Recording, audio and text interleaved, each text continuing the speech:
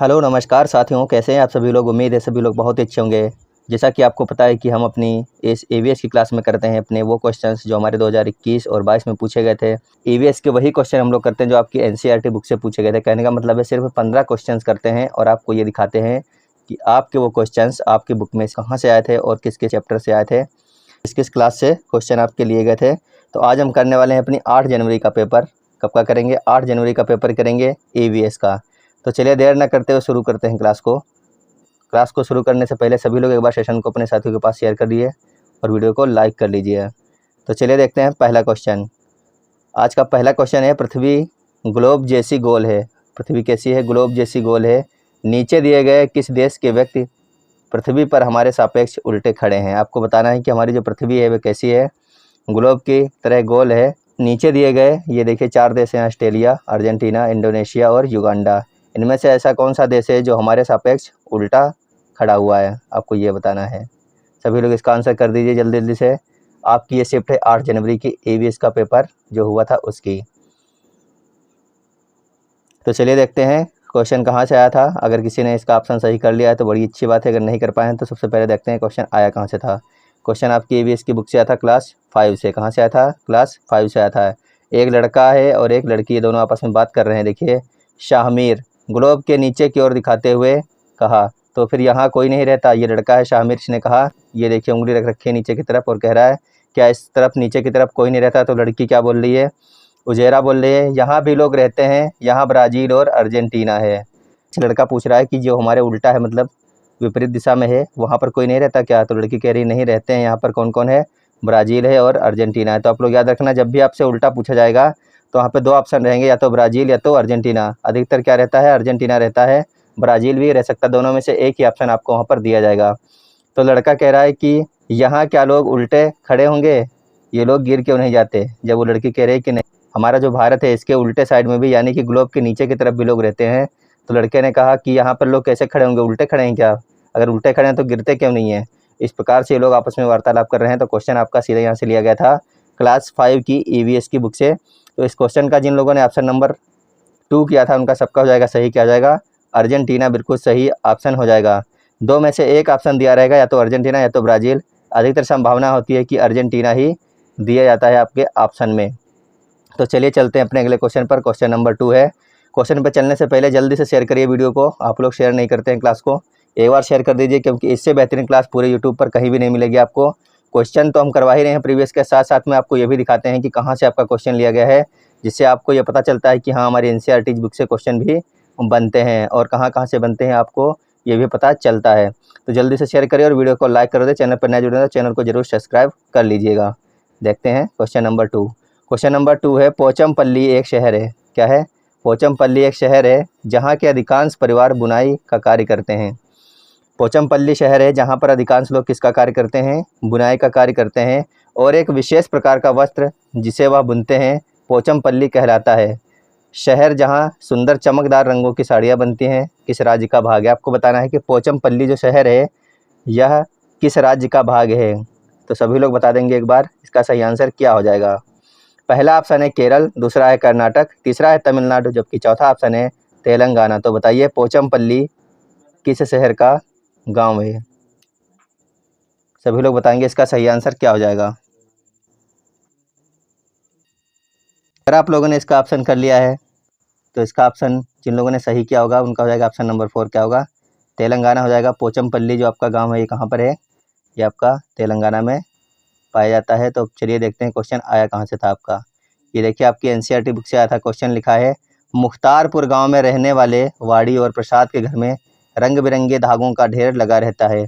उनके अम्मा और अप्पा और परिवार के सभी लोग बुनाई का काम करते हैं। यह बुनाई बहुत ही सुंदर और अपने आप में अनोखी होती है। आगे लिखा है, उनका गांव तेलंगाना राज्य के पोचमपल्ली कस्बे के पास है। ये देखिए लिखा है उनका गांव कहाँ है? तेलंगाना के पोचमपल्ली कस्बे के पास है। यानी पोचमपल्ली कहाँ पर हुआ? तेलंगाना में हुआ। तो यहीं से आपका क्वेश्चन सीधे उठाया गया था एनसीईआरटी बुक से। तो जिन लोगों ने इसका ऑप्शन नंबर 4 सेलेक्ट किया है तेलंगाना, उनका हो जाएगा बिल्कुल सही। पोचमपल्ली कहाँ पर है? तेलंगाना में है। चलिए चलते हैं अगले क्वेश्चन पर। क्वेश्चन नंबर 3 है आज का। नीचे प्याज की खेती की प्रक्रिया के कुछ चरण दिए गए हैं, उचित क्रम में नहीं है और आपको उचित क्रम में इनको लगाना है। ये देखिए चरण दिए गए हैं 5 चरण दिए गए हैं जो उचित क्रम में नहीं है और आपको इनको एक क्रम में लगाना है, सही क्रम में। तो जल्दी जल्दी बता दीजिए इसका सही क्रम क्या रहने वाला। पहला ऑप्शन है खरपतवार हटाना, दूसरा है गुड़ाई करना, तीसरा है बीज बोना, चौथा ऑप्शन है प्याज के ऊपर की सूखी पत्तियों को हटाना, का जो अंतिम ऑप्शन है पांचवा वह है प्याज को उखाड़ना। तो बताइए इनमें से कौन से ऑप्शन सही रहने वाले हैं। क्वेश्चन नंबर 3 का सभी लोग आंसर करिए एक बार, क्या सही रहेगा। सबसे पहले क्या किया जाता है, सबसे पहले गुड़ाई की जाती है खेत की, यानी सबसे पहले आएगा ऑप्शन नंबर बी। उसके बाद में हम क्या करते हैं, उसके बाद में गुड़ाई करने के बाद में बोया जाता है बीज को, उसके बाद में आएगा सी। फिर क्या हम करते हैं, गुड़ाई करते हैं, बीज बो देते हैं, उसके बाद में थोड़ी से हमारे जब प्याज उग जाते हैं क्या करेंगे, खरपतवार को हटाएंगे, यानी उसके बाद में आएगा ए। फिर उसके बाद करते हैं जब हमारे प्याज की ऊपर की पत्तियां सूख जाती हैं तो हम पत्तियों को हटा देते हैं, जो सूखी हुई पत्तियां होती हैं। फिर हम सबसे अंत में क्या करते हैं, प्याज को उखाड़ लेते हैं। तो इस प्रकार से देखा जाए तो बी, सी, ए, डी और ई, बी, सी, ए, डी कहाँ पर है, ऑप्शन नंबर 2 में है। तो जिन लोगों ने इसका ऑप्शन नंबर 2 किया था उनका सबका हो जाएगा बिल्कुल सही आंसर। चलिए देखते हैं क्वेश्चन कहाँ से आया था। क्वेश्चन आया था आपके एनसीईआरटी बुक से, लिखा है बसवा के इलाके में खूंटी से खेत की मिट्टी को नरम करते हैं। किससे नरम किया जाता है, खूंटी से नरम किया जाता है। इसको आप लोग याद रखना है, क्वेश्चन बनता है सीधे आपका। उसके बाद लिखा है अप्पा इस बार भी खेत में प्याज के बीज बोएंगे, बैल कुरीगे को खींचते जाएंगे और अप्पा पीछे पीछे बीज डालते जाएंगे। आगे लिखा है बीज बोए लगभग 20 दिन हो गए हैं, प्याज के छोटे छोटे पौधे निकल आए हैं, साथ ही निकल आई है खरपतवार। अप्पा कहते हैं कि इसे निकालना बहुत ज़रूरी है, नहीं तो सारा खाद पानी खरपतवार ही ले लेगी और प्याज की फसल कम हो जाएगी। अब तो ये पौधे खूब बड़े हो गए हैं, मेरे घुटने तक ऊंचे ऊंचे, पत्ते भी पीले होकर सूख गए हैं, अब प्याज निकालने के लिए बिल्कुल तैयार है। अप्पा, अम्मा, काका, छोटी माँ और मैं सभी जुटकर यह काम करेंगे। समय से प्याज नहीं निकाले तो सारे प्याज ज़मीन के नीचे सड़ जाएंगे, फिर तो सारी मेहनत हमारी क्या होगी, बेकार हो जाएगी। तो सीधे क्वेश्चन आपका यहाँ से उठाया गया था। तो चलिए चलते हैं अपने अगले क्वेश्चन पर। क्वेश्चन नंबर 4 है किसी पुस्तक में गोलकोंडा के किले का मानचित्र दिया गया है। इस मानचित्र की तली में पैमाना दिया गया है जिस पर लिखा है पैमाना 1 सेंटीमीटर बराबर 110 मीटर के है। क्या लिखा है कि यहाँ पर जो पैमाना दिया गया है उसका 1 सेंटीमीटर 110 मीटर के बराबर है। मानचित्र पर इब्राहिम बुर्ज और मासा बुर्ज के बीच की मापी गई दूरी 13.3 सेंटीमीटर है। इन दोनों बुर्जों के बीच की वास्तविक दूरी आपको बताना है, लगभग में क्या हो जाएगी। तो इस क्वेश्चन का आप लोगों को पता है आंसर किस प्रकार से निकालना है, क्योंकि हर शिफ्ट में क्वेश्चन बना है। ऊपर की दूरी 110 ही रहती है हर एक शिफ्ट में, लेकिन नीचे की दूरी चेंज होती रहती है। आपको करना है 110 गुणे 133। इस प्रकार से जब आप करोगे तो आपका जो आंसर निकल के आएगा, तो लास्ट में पीछे की तरफ आएगा 0, तो 0 से आगे जब आप पॉइंट लगा दोगे, क्योंकि इसमें पॉइंट लगा हुआ 13.3, तो आपका जो आंसर बच जाएगा निकल के वो आएगा आपका मीटर में, लेकिन आपको बदलना होगा किलोमीटर में। तो जब आप बदलोगे तो आ जाएगा 1.4 किलोमीटर। कितना आएगा, 1.4 किलोमीटर। जिनका आएगा उनका हो जाएगा सही। तो आपको इस प्रकार से करना है, क्योंकि इसको हम बहुत बार कर चुके हैं। तो अब आप लोग इसको अपने आप कर लीजिए, क्योंकि हर शिफ्ट में ये क्वेश्चन आ चुका है। तो चलिए चलते हैं अपने अगले क्वेश्चन पर। क्वेश्चन नंबर 5 है नीचे दिए गए कथनों में से अल बरूनी जो एक विद्वान थे और जिन्होंने हमारे देश का भ्रमण 1000 वर्षों से भी पूर्व किया था, के बारे में सही कथन को आपको चुनना है। अल बरूनी जिन्होंने हमारे देश का भ्रमण 1000 वर्षों से भी पहले किया था, उनके बारे में सही कथन इनमें से कौन कौन से आपको ये बताना है। पहला कथन है वह एक यात्री थे जिन्होंने हमारे देश का भ्रमण किया और जो प्रेक्षण किया उसके बारे में लिखा। दूसरा ऑप्शन है वह अफगानिस्तान से आए थे। तीसरा ऑप्शन है उन्होंने उन चीज़ों के बारे में लिखा जो उन्हें अपने देश से भिन्न लगी। उसके बाद आपका अगला ऑप्शन है उनकी पुस्तक में हम अपने देश के भूतकाल और सांस्कृतिक विरासत के बारे में बहुत कुछ जानकारी प्राप्त कर सकते हैं। और जो अंतिम ऑप्शन है वह है उन्होंने विशेष रूप से हमारे देश के लोगों के तालाब बनाने में कुशलताओं का उल्लेख किया है। तो बताइए इन 5 ऑप्शनों में से वो कौन कौन से ऑप्शन हैं जो आपके लिए बिल्कुल सही हो जाएंगे। तो पहले देखते हैं क्वेश्चन आया कहाँ से था, उसके बाद में हम इसके ऑप्शन सेलेक्ट करेंगे। क्वेश्चन आया था आपकी एनसीईआरटी बुक से, लिखा है अल बरूनी की नज़र से। क्या लिखा है, अल बरूनी की नज़र से। लिखा है 1000 से भी ज़्यादा साल पहले एक यात्री भारत आए, इनका नाम था अल बरूनी। अल बरूनी जिस देश से आए थे उसे आजकल उज़्बेकिस्तान कहते हैं। क्या कहते हैं, उज़्बेकिस्तान से आए थे अल बिरूनी। अल बिरूनी ने बहुत ही बारीकी से चीज़ों और जगहों को देखा और उनके बारे में लिखा, ख़ास तौर से वे उन्हें अपने देश से अलग लगी। चलो देखें कि अल बिरूनी उस समय के तालाबों के बारे में क्या लिखते हैं। उन्होंने लिखा यहाँ के लोग तालाब बनाने में माहिर हैं, अगर हमारे देश के लोग इन्हें देखेंगे तो हैरान ही रह जाएंगे। बहुत बड़े बड़े भारी भारी पत्थरों को लोहे के कुंडों और सरियों से जोड़कर तालाब के चारों तरफ चबूतरे बनाए जाते हैं। इन चबूतरों के बीच में ऊपर से नीचे जाती हुई सीढ़ियों की लंबी कतारें होती हैं। लोगों के उतरने चढ़ने के रास्ते अलग अलग होते हैं। यहाँ कभी भीड़ लगने से परेशानी नहीं होती है। और आगे लिखा है, आज इतिहास पढ़ने वाले लोगों को अल बिरूनी की किताबों से उस ज़माने के बारे में बहुत कुछ पता चलता है। तो चलिए देखते हैं अब हम अपने क्वेश्चन पर। जो आपका पहला ऑप्शन है वह लिखा है, वह एक यात्री थे जिन्होंने हमारे देश का भ्रमण किया और जो प्रेक्षण किया उसके बारे में लिखा। तो ऑप्शन नंबर ए जो है आपका क्या हो जाएगा, सही हो जाएगा। क्या हो जाएगा, बिल्कुल सही हो जाएगा, ए। उसके बाद में बी वाला ऑप्शन लिखा है, वह अफ़गानिस्तान से आए थे। तो बी वाला हो गया गलत। वह कहाँ से आए थे, वह आए थे उज़्बेकिस्तान से। सी वाला देखते हैं, लिखा है, उन्होंने उन चीज़ों के बारे में लिखा जो उन्हें अपने देश से भिन्न लगीं। तो आपका सी वाला भी हो गया बिल्कुल सही।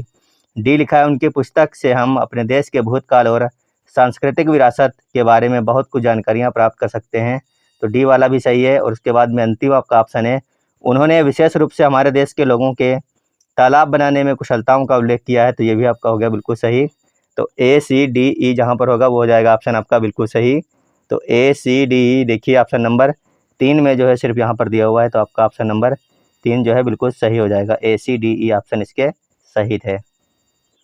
देखते हैं अगला क्वेश्चन। अगला क्वेश्चन है, नीचे दिए गए जानवरों पर विचार कीजिए। नीचे कुछ जानवर दिए गए हैं, इनको आप देखिए और उन पर विचार करिए। पहला जानवर है सांप, छिपकली। दूसरा है, तीसरा मेढक, घड़ियाल यानी कि मगरमच्छ।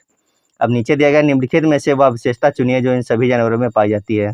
कहने का मतलब है सांप, छिपकली, मेढक, घड़ियाल या फिर मगरमच्छ में ऐसी कौन सी समानताएं हैं जो इन सब में पाई जाएंगी, आपको वह बताना है। पहला ऑप्शन है, इनका 3 कोष्ठकों का हृदय होता है। दूसरा ऑप्शन है, ये अंडे देते हैं। तीसरा ऑप्शन है, ये जल और स्थल दोनों पर रह सकते हैं। चौथा ऑप्शन है, इनके शरीर सल्क से ढके रहते हैं। इस क्वेश्चन का जिन लोगों ने ऑप्शन नंबर 2 किया है उनका सबका सही हो जाएगा। सांप, छिपकली, मेढक और घड़ियाल ये सब क्या करते हैं, ये सब अंडे देते हैं। तो ऑप्शन नंबर 2 इसका सही होगा। ऐसे जानवर जिनके कान बाहर से दिखाई नहीं देते हैं वो सब क्या करते हैं, वो सब अंडे देते हैं। सांप के कान भी बाहर से नहीं दिखते हैं, छिपकली के नहीं दिखते, मेढक के भी नहीं दिखते और घड़ियाल के भी नहीं दिखते हैं। तो ये सब क्या करेंगे, अंडे देंगे। जिनके कान दिखाई देते हैं वो सब क्या करते हैं, वो सब बच्चे देते हैं। ये देखिए कल हम लोगों ने इसके ऊपर बात की थी। लिखा है, जिन जानवरों के कान बाहर दिखाई देते हैं उनके शरीर पर बाल होते हैं और वे बच्चे देते हैं। ये देखिए लिखा हुआ है बिल्कुल स्पष्ट रूप से, आपकी एनसीईआरटी बुक से ये कटिंग हमने ली है। उसके बाद लिखा है, जिन जानवरों के कान बाहर दिखाई नहीं देते, उनके शरीर पर बाल नहीं होते, वे क्या करते हैं, वे सब अंडे देते हैं। तो आप अपने ऑप्शन देख लीजिए, सांप, छिपकली, इनके शरीर पर बाल नहीं होते हैं और कान भी बाहर नहीं दिखा देते हैं, सब क्या करेंगे, अंडे देंगे। तो इनकी ये विशेषता एक जैसी हो गई, अंडे देने वाली। चलिए चलते हैं अगले क्वेश्चन पर। क्वेश्चन पर चलने से पहले आप लोगों को एक जानकारी देनी है कि हमारा ऐप बन चुका है मास्टर्स अड्डा नाम से। आप लोग वीडियो के नीचे लिंक दिया होगा, वहाँ पर जाकर के डाउनलोड कर सकते हैं या फिर डायरेक्ट भैया प्ले स्टोर पर, गूगल प्ले स्टोर पर, वहाँ से भी मास्टर्स अड्डा जब आप लिखोगे तो वहाँ से डाउनलोड कर पाओगे। वहीं पर आपको जो हमारी क्लास चल रही है इसकी PDF और देखिए आगे क्या क्या आपको मिलने वाला है। वहाँ पर आपको मिलेंगे NCERT बुक्स, जितने भी आपकी NCERT हैं, कक्षा 3 से लगा करके कक्षा 8 तक की जितनी आपकी किताबें हैं, सभी किताबें आपको मिलेंगी कि चैप्टर वाइज किताब आपको यहाँ पर मिलने वाली हैं। और क्या मिलेगा आपको, यहाँ पर पेड नोट्स मिलने वाले हैं जो आपको मात्र 100 रुपये में मिलेगा। EVS का और हिंदी का नोट्स जो है 100 रुपये में मिलेगा। उसके बाद क्या मिलेगा, उसके बाद है आपका प्रीवियस ईयर पेपर, जो आपके 2014 से लगा करके 2022 तक के पेपर हैं, सभी आपको यहाँ पर मिलने वाले हैं। तो आप लोग इसको ज़रूर डाउनलोड कर लीजिए। सबसे ज़रूरी है आपका क्लास नोट्स आपको यहीं पर मिलेंगे, जितनी भी हमारी क्लास होंगी। ये देखिए PDF सामने आपके लगी हुई है, ये सब हमारी क्लास की PDF हैं। तो अभी आप तुरंत जाइए लिंक पर और इस ऐप को डाउनलोड कीजिए। और क्या मिलने वाला, ये देखिए चैप्टर वाइज आपकी NCERT लगी हुई हैं। मान लीजिए आपको क्लास 4 की EVS की किताबें पढ़नी है, तो जो आप क्लास 4 की EVS में जाओगे तो आपको चैप्टर वाइज वहाँ पर सभी, ये देखिए चैप्टर वाइज किताबें मिलने वाली हैं। इस प्रकार से आपको मिलेगा। और ये आपके पेपर हैं प्रीवियस ईयर के, ये भी आपको ऐप पर मिलने वाले हैं। और आपको ये देखिए 100 रुपये में EVS NCERT बेस्ट हिंदी और इंग्लिश दोनों में नोट्स मिलने वाले हैं। EVS के हिंदी और इंग्लिश दोनों माध्यम, इतने में सिर्फ 100 रुपये में। उसके बाद में क्या है, हिंदी का अगर आपको नोट्स चाहिए ये भी आपको 100 रुपये में यहाँ पर मिल जाएगा। और सबसे मेन बात है कि अगर आपको कोई किताब चाहिए, मान लीजिए शिक्षा मनोविज्ञान एवं शिक्षा शास्त्र की बुक चाहिए, तो आपको यहाँ से डायरेक्ट लिंक मिल जाएगा। आप यहाँ से जा कर के सीधे बाई कर सकते हो, आपको इधर उधर भटकने की ज़रूरत नहीं है। सीटेट से संबंधित जितनी भी किताबें हैं, मोस्ट इम्पॉर्टेंट जो बुक है हिमांशी मैम की बुक्स हैं, वो सभी की सभी आपको यहाँ से मिल जाएंगी। बिना देर किए हुए तुरंत जाइए लिंक पर और इस ऐप को डाउनलोड कीजिए, मास्टर्स अड्डा लर्निंग ऐप को। तो चलिए चलते हैं अपने अगले क्वेश्चन पर। क्वेश्चन है, यदि आप अहमदाबाद यानी कि गुजरात में स्थित और भारत के मानचित्र पर अहमदाबाद और गुजरात के बीच कोई सरल रेखा खींचते हैं तो अहमदाबाद से दिल्ली की दिशा क्या होगी। ये यहाँ पर पूछ रहा है कि यदि आप अहमदाबाद गुजरात में इस समय हैं और भारत के मानचित्र पर अहमदाबाद और दिल्ली के बीच कोई सरल रेखा खींचते हैं तो अहमदाबाद से दिल्ली की दिशा क्या हो जाएगी, आपको ये बताना है। तो पहले देखते हैं मैप। आपको पता है कि हर शिफ्ट में मैप से संबंधित एक क्वेश्चन आता ही आता है। तो मैप पर चलते हैं सबसे पहले, फिर यहाँ से देखते हैं। ये देखिए आपका है गुजरात अहमदाबाद और दिल्ली कहाँ पर है, ये है दिल्ली। पॉइंट दिख रहा है आपको लाल वाला। तो सबसे पहले जहाँ से पूछा जाता है वहाँ पर हमें लगाना होता है प्लस का निशान। क्या लगाते हैं, प्लस का निशान। प्लस का निशान है, यहाँ से ले जाइए एक लाइन को दिल्ली तक। ये हम लाइन ले गए दिल्ली तक, ये देखिए दिल्ली तक ये लाइन गई। अब ये कहाँ से आ रही है, ऊपर होता है उत्तर, नीचे होता है दक्षिण और ये हमारे राइट हैंड में है पूरब, यानी कि उत्तर और पूर्व के बीच से ये लाइन गई है दिल्ली को अहमदाबाद से। तो आपका जहाँ पर उत्तर पूर्व दिया होगा वही ऑप्शन हो जाएगा सही। तो ऑप्शन नंबर इसका 2 जो है बिल्कुल सही हो जाएगा। क्या हो जाएगा, उत्तर पूर्व। जिन लोगों ने इसका ऑप्शन नंबर 2 किया है उनका सबका हो जाएगा सही, उत्तर पूर्व। किस प्रकार से हुआ आपने भी देख लिया होगा। ये देखिए गुजरात के सापेक्ष में प्लस का निशान लगाना था, गुजरात से पूछ रहा था यानी अहमदाबाद से पूछ रहा था दिल्ली का, तो हमने यहाँ से दिल्ली के ऊपर एक रेखा लगाई है उत्तर ऊपर की तरफ, यहाँ पर है पूर्व। इस प्रकार से आप इसमें लिख भी सकते हैं, उत्तर है और ये पूर्व है तो इसके बीच से जारी रेखा, तो इसको कहते हैं उत्तर और पूर्व। चलिए चलते हैं अगले क्वेश्चन पर। उम्मीद है क्वेश्चन आपके समझ में आ गया होगा। नंबर 8 है, कोई एक्सप्रेस ट्रेन 144 किलोमीटर की दूरी 2 घंटे में तय करती है। इस ट्रेन की मीटर प्रति सेकंड में चाल आपको बतानी है, क्या हो जाएगी। कोई एक्सप्रेस चल रही है जो 144 किलोमीटर की दूरी को सिर्फ 2 घंटे में तय कर देती है, तो इस ट्रेन की मीटर प्रति सेकंड में चाल आपको बतानी है, क्या हो जाएगी। तो आपको कई बार ये क्वेश्चन हम करवा भी चुके हैं। इसको करना होता है किस प्रकार से, चलिए करके देखते हैं। सभी लोग करिए और इसका आंसर बताइए एक बार क्या हो जाएगा। सबसे पहले लिखना है 144, नीचे लिखना है 2, इसको काटिए। 2 सत्ते कितना होता है, 14 होता है, बचे 4, 2 दूनी 4 होता है, यहाँ पे हो गए 72। अब 72 तो यहाँ पे दिया भी नहीं है क्योंकि यहाँ पे पूछ रहा है मीटर प्रति सेकंड में और ये निकल के आया है किलोमीटर प्रति घंटा में। तो हमें क्या करना होता है, बहुत आसान ट्रिक है। क्या करते हैं, हमें करना होता है 5/18 से गुणा, यानी कि हमें लिखना है 72। चलिए करके ही देख लेते हैं क्या लिखना है। यहाँ पे लिखना है 72, यहाँ पे लिखना है गुणे 5/18। जब आप इसको काटेंगे तो 18 चक्कू कितना होता है, 72 होता है। तो यहाँ पे आ गया 4, यहाँ पे है 5, तो 4 गुणे 5 कितना हो गया, 20 हो गया। ये कितने में निकल के आया है, 20 मीटर प्रति सेकंड। जिनका ऑप्शन नंबर 2 आया होगा उनका सबका हो जाएगा सही। क्या हो जाएगा, 20 मीटर प्रति सेकंड। समझ में आया किस प्रकार से होगा। सबसे पहले आपको लिखना था 144, बटे में लिखना था 2। जब आप 144 को 2 से काटेंगे तो आएगा 72। तो 72 तो इसमें ऑप्शन में आएगा नहीं क्योंकि 72 किलोमीटर प्रति घंटा में हमें पूछा गया है मीटर प्रति सेकंड में। तो इसमें बदलने के लिए क्या करते हैं, 5/18 से हमें गुणा करनी होती है। तो हमने यहाँ पे गुणा कर दी, तो 18 चक्कू कितना होता है, 72। तो यहाँ पे बचा 4 और यहाँ पर है 5। तो 4 की गुणा जब 5 में करोगे तो आएगा 20। ये आएगा मीटर प्रति सेकंड में आएगा 20। तो बिल्कुल सही हो गया आपका ऑप्शन नंबर 2, 20 मीटर पर सेकेंड। तो जिनका ऑप्शन नंबर 2 आ रहा है उनका सबका हो जाएगा सही। चलिए चलते हैं अगले क्वेश्चन पर। अगला क्वेश्चन है क्वेश्चन नंबर 9। क्वेश्चन नंबर 9 है आपका, मिजोरम में जब फसल का काम समाप्त हो जाता है तो लोग एकत्र होते हैं, त्यौहार मनाते हैं, एक साथ में खाना पकाते हैं, खाते हैं और मज़े करते हैं, गाते हैं और नाचते हैं। उनके विशेष नाच का नाम आपको बताना है, क्या है। सभी लोग बताइए उनके विशेष नाच का नाम क्या है। चिराव है, तोरांग है, कुडुक है, झूम है।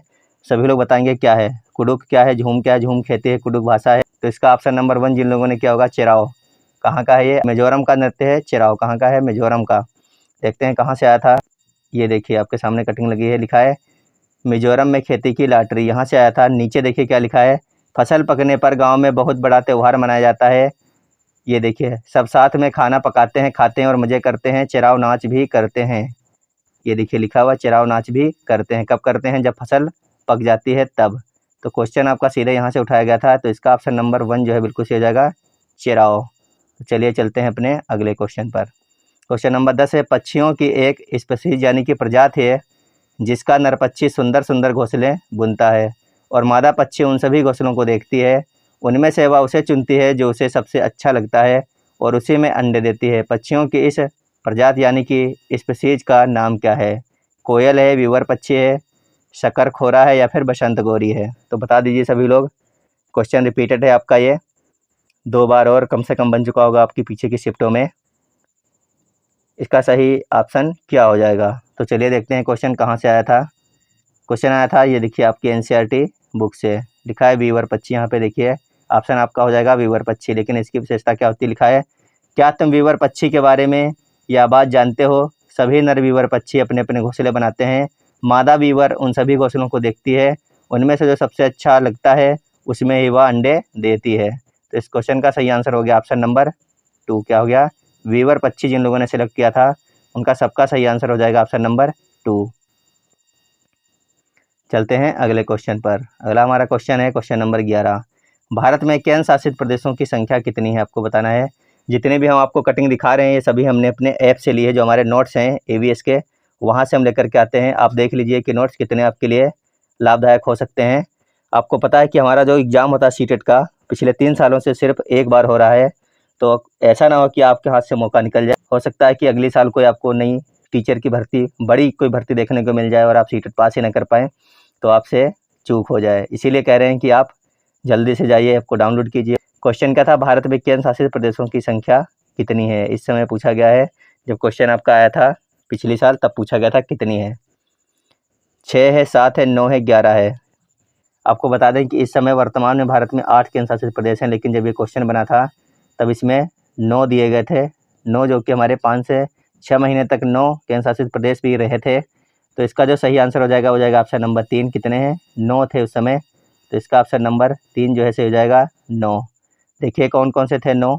वो आपका है चंडीगढ़, दूसरा है दिल्ली, तीसरा देखिए ऑप्शन में दिख रहा होगा आपको, क्या है? दमन और दीव। जो आपका चौथा है वो है दादर एंड नागर हवेली। पाँचवा क्या है? पाँचवा है लक्षद्वीप। क्या है? लक्षद्वीप। 6 नंबर का है पांडुचेरी। और 7वां जो था वो था अंडमान एंड निकोबार द्वीप समूह, जो है आपका 7वां। और 8वां जो था वो था जम्मू एंड कश्मीर। और 9वां जो था वो था लद्दाख। क्या था? लद्दाख। इसके बाद में आपको पता ही होगा कि आपका दमन और दीव दादर नागर हवेली को मिला दिया गया, तो फिर कितने बच गए? 8 बच गए थे। तो वर्तमान में 8 हैं, लेकिन जब ये क्वेश्चन बना था उस समय 9 इन लोगों ने माने थे। तो इसका ऑप्शन नंबर 3 जिन लोगों ने किया होगा 9, उनका हो जाएगा बिल्कुल सही। ये क्वेश्चन आपके बुक से आया था। तो चलिए देखते हैं आगे। आगे लिखा है, नीचे दिए गए जीव क्रमशः जंतुओं के किस वर्ग के हैं? आपको बताना है। छिपकली, चमगादड़, कलचिड़ी और बिच्छू, ये सब जंतुओं के किस वर्ग से आते हैं आपको ये बताना है। छिपकली, चमगादड़, कलचिड़ी और बिच्छू। पहला है सरीसृप, पक्षी, स्तनधारी और कीट। दूसरा है स्तनधारी, सरीसृप, पक्षी, कीट। तीसरा ऑप्शन है स्तनधारी हैं, सरीसृप हैं, कीट हैं और पक्षी हैं। चौथा ऑप्शन है सरीसृप हैं, स्तनधारी हैं, पक्षी हैं और कीट हैं। तो बताइए इनमें सब में क्या हो जाएगा क्वेश्चन नंबर 12 का। एक बार सभी लोग बताइए इसका सही आंसर क्या हो जाएगा। छिपकली क्या है? सरीसृप है। क्या है? सरीसृप है छिपकली। ये तो सबको पता होगा। यानी कि आपका इसमें से क्या हो सकता है? स्तनधारी हो नहीं सकता है पहला, तो इसको काट दीजिए। अब आपके पास ऑप्शन बच गया पहला और चौथे वाला। छिपकली हो गई सरीसृप। चमगादड़ क्या है? पक्षी है या फिर स्तनधारी? आप लोग बता दीजिए एक बार, चमगादड़ किस में आता है? पक्षियों में आता है या फिर स्तनधारी में आता है? सभी लोग बताएंगे। तो चमगादड़ आपका आता है स्तनधारी में, तो आपका ऑप्शन नंबर 1 भी कट गया। तो आपका सिर्फ बच गया ऑप्शन नंबर 4। यानी छिपकली होती है सरीसृप, चमगादड़ होता है स्तनधारी, जो कलचिड़ी होती है ये होती है पक्षी, और बिच्छू क्या होता है? बिच्छू होता है कीट। तो ऑप्शन नंबर 4 जिन लोगों ने इसका किया था उनका सबका हो जाएगा बिल्कुल सही आंसर। देखिए क्वेश्चन कहाँ से आया था, ये देखिए यहाँ से आया था। लिखा है, किताब में जानवर शब्द का इस्तेमाल सभी तरह के जानवरों, कीड़े, पक्षी, स्तनधारी आदि के लिए किया गया है। इस उम्र में बच्चे कीड़े मकोड़े या फिर सांप और छिपकली का अधिक बारीकी से वर्गीकरण नहीं कर सकते। आप भी पता करें कि बच्चे जानवर शब्द से क्या समझते हैं। बच्चों को विभिन्न जानवरों की और जानकारी इकट्ठा करने के लिए प्रेरित करें। तो यहाँ से क्वेश्चन उठाया गया था सीधे आपकी एनसीईआरटी बुक से। तो इसका ऑप्शन नंबर 4 जिन लोगों ने किया था उनका हो जाएगा बिल्कुल सही। चलते हैं अपने अगले क्वेश्चन पर। लिखा है, आर्यनाथ एक सपेरा है। जब वह अपना वाद्य यंत्र यानी कि बीन बजाता है तो सांप उसकी ध्वनि पर अपना सिर इधर उधर घुमाता है। सांप के वाद्य यंत्र यानी कि बीन पर अनुक्रिया करने का कारण क्या है? पहला ऑप्शन है बीन की मधुर गंध। दूसरा ऑप्शन है सांप का अपने बाहरी कानों द्वारा बीन द्वारा उत्पन्न ध्वनि को सीधे ही सुन सकना। जबकि तीसरा ऑप्शन है सांप बीन की आंखों द्वारा बीन की गति का अनुसरण न करना। चौथा ऑप्शन है बीन द्वारा उत्पन्न कंपन का जमीन से होकर संचरण। तो बताइए इन चारों में से कौन सा ऑप्शन हो जाएगा सही आपके इस क्वेश्चन के लिए। क्वेश्चन नंबर 13 का सभी लोग आंसर बताइए। इस क्वेश्चन का सही आंसर हो जाएगा ऑप्शन नंबर 4। क्या हो जाएगा? बीन के द्वारा उत्पन्न कंपनों का जमीन से होकर संचरण। ऑप्शन नंबर 4 इसका बिल्कुल सही आंसर। जिन लोगों ने इसका ऑप्शन नंबर 4 किया है उनका सबका हो जाएगा बिल्कुल सही आंसर। देखिए क्वेश्चन कहाँ से आया था। ये देखिए लिखा है, मैं आर्यनाथ हूँ, तुम्हें यह लगता है सांप जहरीले होते हैं। नीचे लिखा है, तुमने पिछले पाठ में पढ़ा कि सांप के बाहरी कान नहीं होते। सोचो क्या वह बीन की धुन सुन पाता होगा या फिर बीन के हिलने से ही वह नाचता होगा। अब हम देखते हैं कि पिछले पाठ में ये कटिंग कहाँ पर दी हुई थी सांपों से संबंधित। ये देखिए लिखा हुआ है आपके, लिखा है एक डेस्क को बजाओ कैसी आवाज़ आती है। अब जैसे चित्र में दिखाया गया है वैसे ही डेस्क पर कान लगाओ। एक बार फिर से अपने हाथ से डेस्क बजाओ कैसी आवाज़ आती है। क्या दोनों आवाज़ों में कुछ अंतर है या फिर नहीं है। सांप भी, ये देखिए यहाँ से क्वेश्चन आया था, लिखा है सांप भी कुछ ऐसे ही सुन पाता है, उसके बाहरी कान नहीं होते, ज़मीन पर हुए कंपन को ही वह सुन पाता है। तो यहाँ से क्वेश्चन आपका आया था। तो जिन लोगों ने इसका ऑप्शन नंबर 4 किया था उनका सबका हो गया बिल्कुल सही। आगे देखते हैं। अगला क्वेश्चन है, दो छात्राओं एक्स और वाई की क्लिनिकल विकृत रिपोर्ट नीचे दिए अनुसार। पहला दिया है एक्स आयु 12 वर्ष, स्त्री, हीमोग्लोबिन 10.5 ग्राम डेसीलीटर। दूसरा जो है वो दिया है वाई आयु 10 वर्ष, स्त्री है, हीमोग्लोबिन इसके अंदर कितना है 12.5 ग्राम डेसीलीटर है। तो आपको ऑप्शन देखिए क्या दिए गए हैं। दिया गया है, इन रिपोर्टों के आधार पर यह निष्कर्ष निकाला जा सकता है कि पहला ऑप्शन है एक्स रक्त क्षीणता की रोगी है जबकि वाई नहीं है। दूसरा ऑप्शन है वाई क्षीणता की रोगी है जबकि एक्स नहीं है। तीसरा ऑप्शन है एक्स और वाई दोनों रक्त क्षीणता के रोगी हैं। चौथा ऑप्शन है एक्स और वाई दोनों रक्त क्षीणता के रोगी नहीं है। तो बताइए इनमें कौन सा ऑप्शन हो जाएगा सही आपके अनुसार।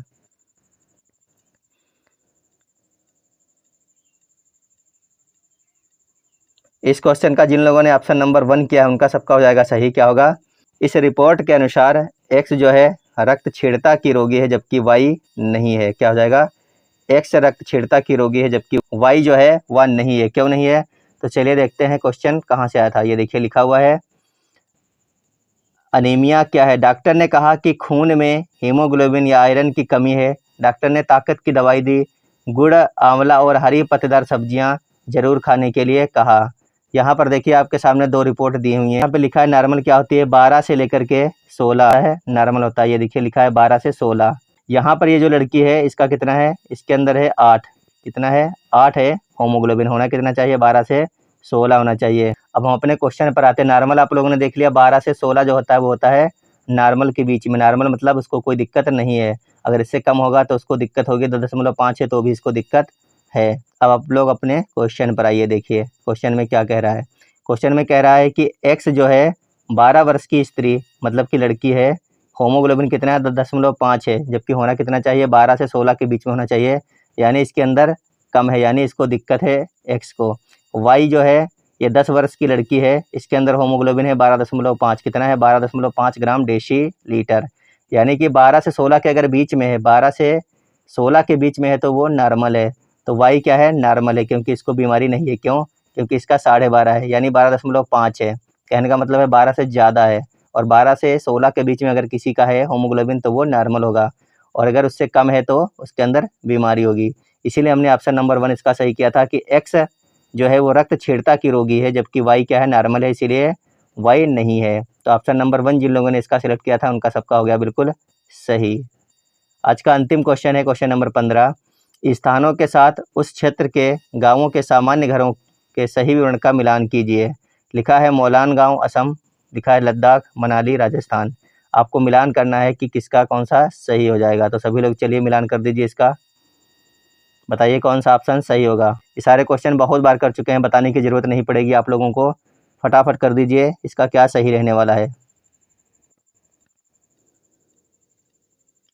असम में क्या होता है सभी लोगों को पता है, असम में बारिश ज़्यादा होती है इसीलिए बांस के खंभों पर 3 से 4 मीटर ऊंचाई पर बने हुए घर होते हैं। तो इसका हो गया ऑप्शन नंबर 3 क्या हो गया, ए का हो गया ऑप्शन नंबर 3, ये हो गया। लद्दाख में क्या होता है, बताइए क्या इसका सही आंसर हो जाएगा, सभी लोग मिलान करिए जल्दी जल्दी। बी का कौन सा करेंगे, बी का करेंगे, मिट्टी और चूने से पुती पत्थर की दीवारें होती हैं, लकड़ी के फर्श और लकड़ी की समतल छतें होती हैं। मनाली का देखिए, सी का इसका हो गया, पत्थर अथवा लकड़ी से बने ढालू छत वाले घर होते हैं। कैसे होते हैं, ढालू छत वाले घर होते हैं, ये हो गया इसका। और अगर राजस्थान की बात की जाए तो सबको पता है राजस्थान में क्या होता है, मिट्टी की मोटी दीवारें होती हैं जिनकी छतें कटीली झाड़ियों की बनी होती हैं। कहने का मतलब है कि ए का हो गया 3, बी का हो गया 4, सी का हो गया 5 और डी का हो गया 1। ऑप्शन नंबर 2 इसका बिल्कुल सही हो जाएगा। जिन लोगों ने ऑप्शन नंबर 2 सेलेक्ट किया है उनका सबका हो जाएगा सही आंसर। अगर इसकी बात करें शिकारा हाउस बोट, तो ये आपको श्रीनगर जम्मू कश्मीर में देखने को मिल जाएगी, डल झील में शिकारा हाउस बोट। तो ये इसका आंसर नहीं होगा क्योंकि यहाँ पर हमें जम्मू कश्मीर नहीं दिया गया था, इसीलिए इसको आप छोड़ दीजिए। बाकी सभी मिलान आपके हो चुके हैं बिल्कुल सही। क्वेश्चन कहाँ से आए थे देखिए, 4 से 5 जगह से क्वेश्चन लिया गया था। ये देखिए लिखा है, मैं मनाली से आई हूँ जो एक पहाड़ी इलाका है, हमारे यहाँ भी बारिश बहुत होती है और बर्फ़ भी पड़ती है। जब ठंड ज़्यादा होती है तब हम लोग क्या करते हैं, धूप में हमें बैठना अच्छा लगता है। हमारे मकान ये देखिए पत्थर या लकड़ी से बनते हैं, पत्थर या लकड़ी, ये देखिए लिखा हुआ है। उसके बाद में आपका मैं राजस्थान के एक गाँव से आया हूँ, हमारे यहाँ बारिश बहुत कम होती है और खूब गर्मी पड़ती है। हम लोग मिट्टी के घरों में रहते हैं, घरों की दीवारें मोटी मोटी होती हैं, इन दीवारों को मिट्टी से लीप पोत कर सुंदर बनाया जाता है। छतें जो हैं कटीली झाड़ियों की बनी होती हैं। उसके बाद देखिए, उसके बाद ये है, मैं असम के मोलन गांव से आया हूँ, हमारे यहाँ बहुत बारिश होती है, इसलिए हमारे घर ज़मीन से लगभग 10 से 12 फुट ऊंचे, इन्हें मजबूत बांस के खंभों पर बनाते हैं। ये घर अंदर से भी लकड़ी के बने होते हैं। तो यहाँ से आपका क्वेश्चन ये लिया गया था, क्वेश्चन नंबर 15। तो जिन लोगों ने इसका ऑप्शन नंबर 2 किया है उनका हो जाएगा बिल्कुल सही आंसर। तो साथियों ये थी आज की हमारी क्लास। अगर क्लास अच्छी लगे तो वीडियो को लाइक करिएगा और मास्टर्स अड्डा ऐप जो है बिल्कुल अभी डाउनलोड कर लीजिएगा, क्योंकि आपको इस क्लास की PDF वहीं पर मिलने वाली है और आपको NCERT की जो बुक हैं वो भी वहाँ पर मिलने वाली हैं और जितने प्रीवियस ईयर के पेपर हैं वो भी आपको वहीं पर मिलने वाले हैं। तो चलिए मिलते हैं अगली क्लास में, जब तक आप लोग स्वस्थ रहिए, मस्त रहिए और तैयारी करते रहिए। धन्यवाद, बाय बाय।